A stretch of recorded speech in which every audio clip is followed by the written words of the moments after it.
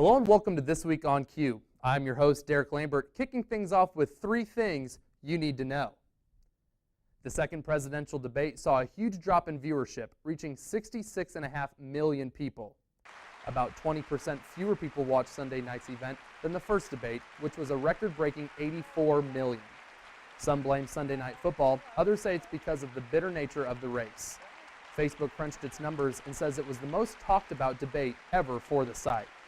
It said some 20 million people were commenting, liking, and sharing content during the debate, which, let's be honest, the debate was huge.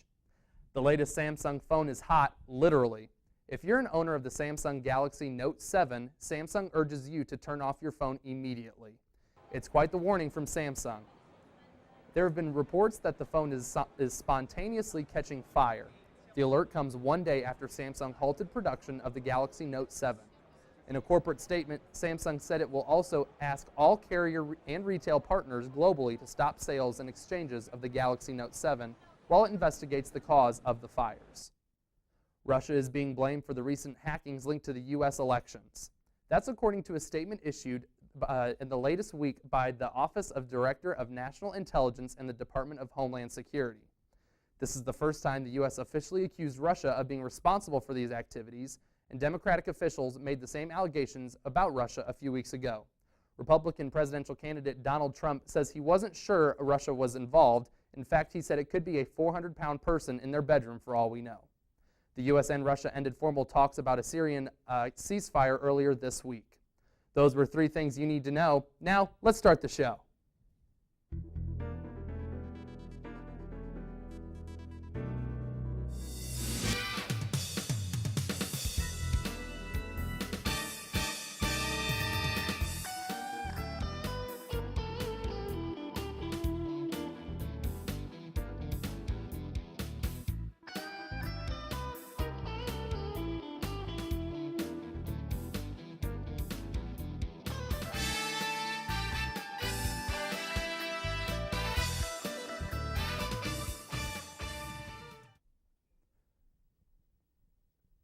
We have major news topping this week's show. Quincy University faculty presented the Board of Trustees with a vote of no confidence in QU President Dr. Robert Gervasi.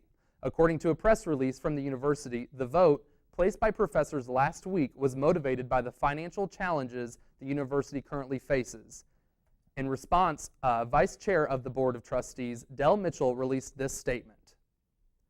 The Board of Trustees has received the resolution from the faculty and respects the concerns it raises in these challenging financial times. The situation is not uncommon, as many colleges and universities are faced with similar scenarios in today's rapidly changing higher education landscape. The board will discuss the faculty's concerns at its upcoming meeting.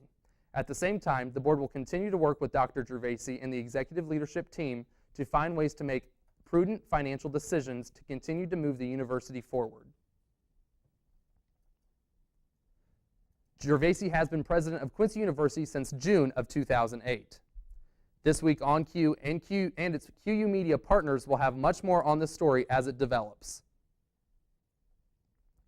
The new school year brought a familiar face to campus ministry. Reporter Evan Powell gives you the latest on this transition. The Quincy University Campus Ministry Department requires strong leadership, great communication skills, and a desire to impact student lives. Newly hired Campus Ministry Director Ray Holloman is more than fitting for this position. I enjoy being with people. I was in a high school for 39 years and 4 years here at Quincy University. I get my energy comes from the students, and so I'm more of an energetic type of guy. I think there are so many options here for faith development. Holloman brings a lot of wisdom and experience to the position, which makes the transition to Director of Campus Ministry fairly easy. I was 4 years in the School of Education's Director of Student Teaching. June 1st, I took over the position as Director of Campus Ministry, and it's been a wonderful transition. When you're working with students, you're working with students, and it doesn't make any difference what department it is. So learned a lot in the first couple of months, and it became much more exciting when students came back to campus in August. So it's been wonderful. Being a part of campus ministry requires a lot of hard work from everyone. Student impact has a lot to do with the success of campus ministry. The main thing, to be very truthful with you, is the strength of the students. We have about 24 to 25 students that consistently are in the office here that work in all different ministries throughout the entire university. We have people of all different faiths, all different viewpoints, and as what is normally on a very diverse campus. Without students and faculty, campus ministry wouldn't be as impactful as it is today. Seeing that energy among students and trying to be Franciscan, hospitality, welcome people in. Hey, it's great to see you. Do you need anything? That's what the charism is of campus ministry, and I give my thanks to Father John and to all the students. For more information, visit room 114 in Francis Hall. For This Week on Q, I'm Evan Powell. Things are starting to get a little spooky at North Campus, or at least a little more so than usual. A haunted house is in the makings, and This Week on Q has all the details. The CEO Club at Quincy University will be hosting their second annual haunted house at North Campus at the end of this month. CEO Club senior member Zach Hesterberg takes us through the process of last year's haunted house and then what goals that are set for this year. As we're building it, it was very chaotic. Not near as much planning went into it as it should have been. About 800 people per night. That generated, it was a little over 8,000 in revenue.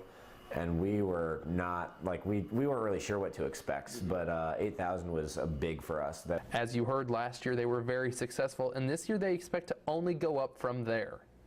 If we can break that, it's going to have to be in groups. So we're going to have to get groups to go in at the same time or larger groups instead of groups of 2 or 3. But if we can do that, then we could potentially, hopefully increase our revenue by about 50%. Our main difference is we're going to be expecting a lot more professional of a haunted house. I mean, everyone, we had people telling us last year that they actually came back through it multiple times because they enjoyed it so much. But this year we're expecting it to be a lot more professional, not just kind of thrown together. There's a lot more planning that goes into it. If you're interested in attending, mark your calendars for the last weekend in October, the 28th and 29th. You will not want to miss this. For This Week on Q, I'm Derek Lambert. After the break, we'll show you Hillary Clinton's response to the recent debate. We'll be right back. QUTV is more than a news outlet. 1 in 5 undergrads work at least 35 hours a week, year-round. Students involved with QUTV learn life lessons, create lasting memories, and gain the experience needed to succeed in future careers. Students need to be involved with QUTV as a viewer or as a participant because we need to know what's going on around our campus. Knowledge is powerful, and QUTV News serves to inform not only the students, but the Quincy University community as a reliable and powerful news network. Coming off a bruising battle on the debate stage Sunday night, Democratic presidential nominee Hillary Clinton is back on the campaign trail. Jeff Zeleny reports. Hillary Clinton back on the campaign trail tonight, trying to capitalize on her rising political fortunes. Did anybody see that debate last night?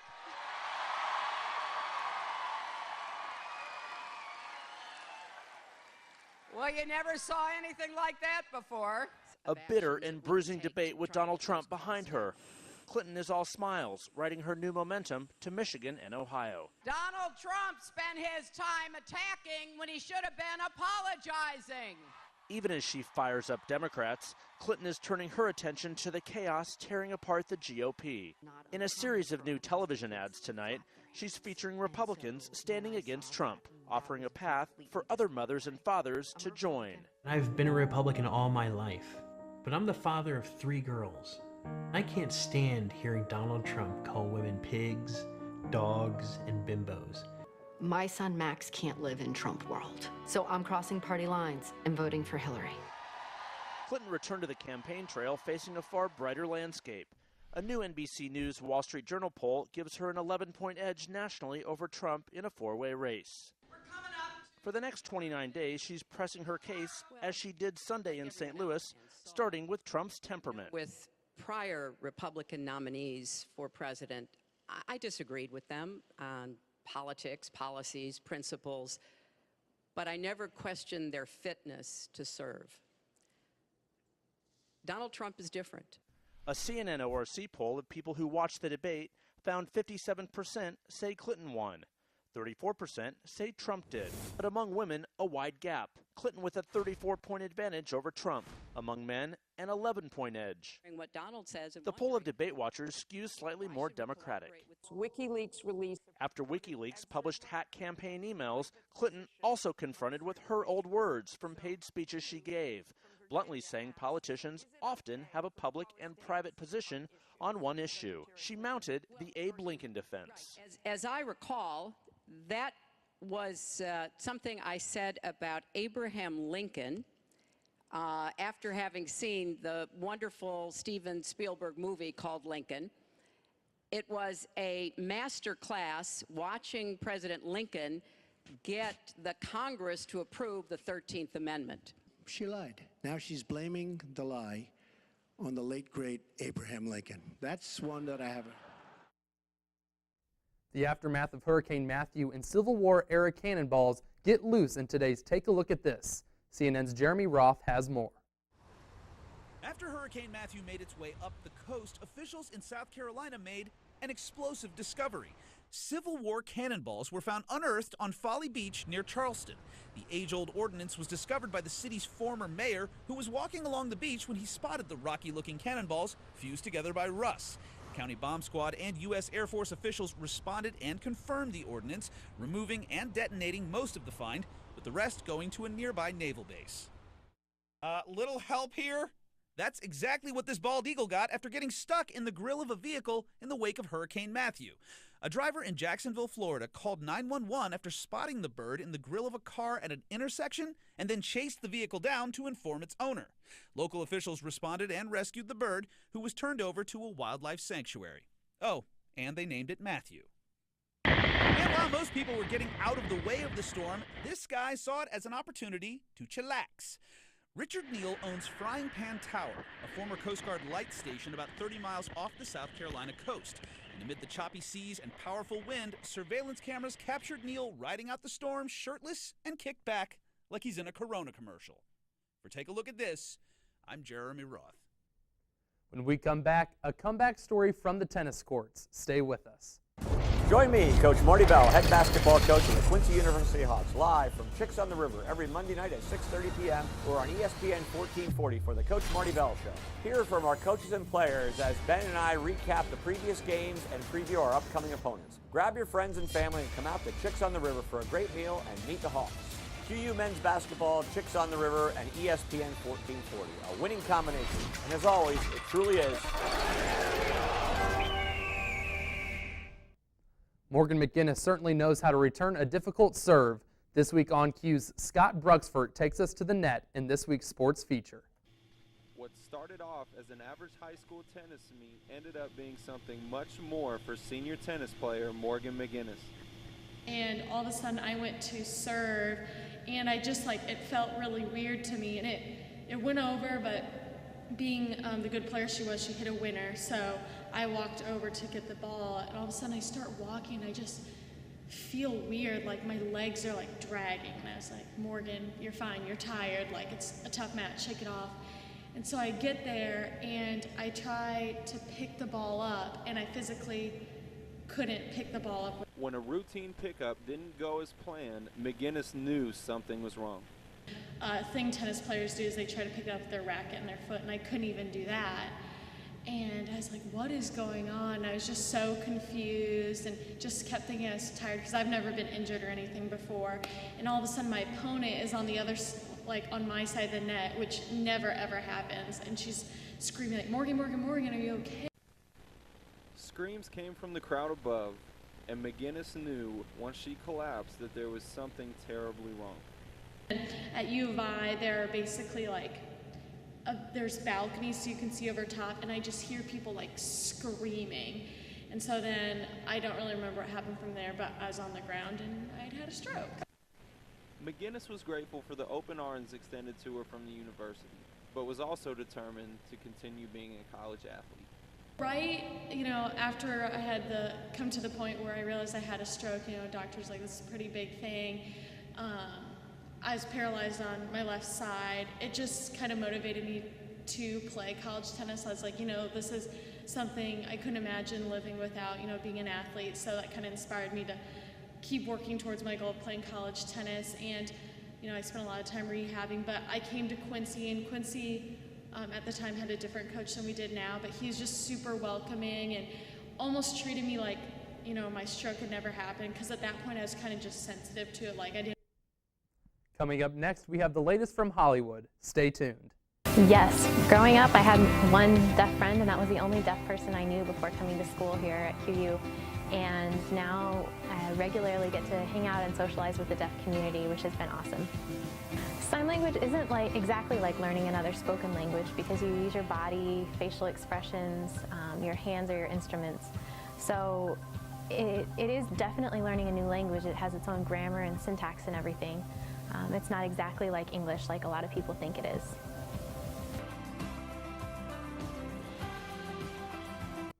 Welcome back. A legendary singer and the year's biggest movie both have new numbers worth celebrating. David Daniel has that and more in this Hollywood Minute. A milestone for Celine Dion. The Canadian chanteuse has performed her 1,000th Las Vegas concert. Dion began her first Vegas residency in 2003, and yes, her latest show will go on. Performances have been extended through next June. My mom, my dad, I have a family. Finding Dory has also hit a milestone. The Disney Pixar sequel has joined the $1 billion club in worldwide box office. It's the 27th movie to reach that mark. At the domestic box office, Dory has racked up nearly $485 million, making it the biggest movie of the year and number 7 all time. Hey, it's a restricted area. Guys? There's something in there. Dilly, what are you doing? Guys! What is it? And here's your first look at the new Power Rangers movie. 5 high school kids find themselves infused with superpowers, which they'll need to, you guessed it, save the world. The first teaser trailer just dropped. Power Rangers hits theaters next March. In Hollywood, I'm David Daniel. Thanks for joining us for This Week on Q. Join us next week for more updates on national news and the latest news on campus. I'm your host, Derek Lambert. See you next week on Q.